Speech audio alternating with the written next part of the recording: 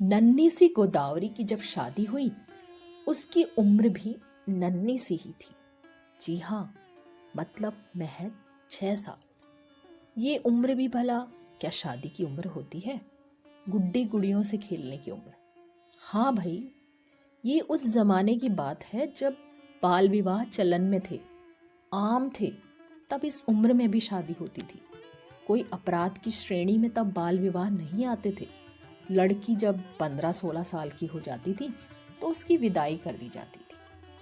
मगर गोदावरी गोदावरी के भाग में विदाई लिखी ही न थी। एक दिन शाम को घर के बाहर रात की सब्जी के लिए कद्दू छील रही थी। उस दिन उसकी उम्र यही कोई 12 साल की होगी। उसके सामने एक व्यक्ति आकर खड़ा हुआ। परिचय पूछने पर पता चला कि वो गोदावरी के ससुराल से आया है। गोदावरी के माता पिता से मिलना चाहता है।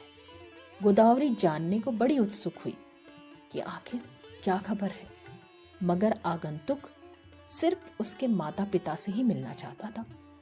ये सुनकर गोदावरी अपनी माँ को पुकारती हुई उछलती कूदती घर के अंदर चली गई। माँ घर की रसोई में बैठी चूल्हे में जलाने को लकड़ियां लगा रही थी। गोदा की आवाज सुनकर बोली, क्या है गोदा, क्यों मामा चिल्लाई जा रही है? माँ के सामने जाकर गोदावरी कुछ शर्माती हुई सी खड़ी हो गई। अरे बोल, क्यों कर रही थी मामा? गोदा फिर भी शर्मीली मुस्कान से इधर उधर ताकती रही। अरे बोल, अब क्या हो गया? सांप सूंघ गया है क्या? माँ, वो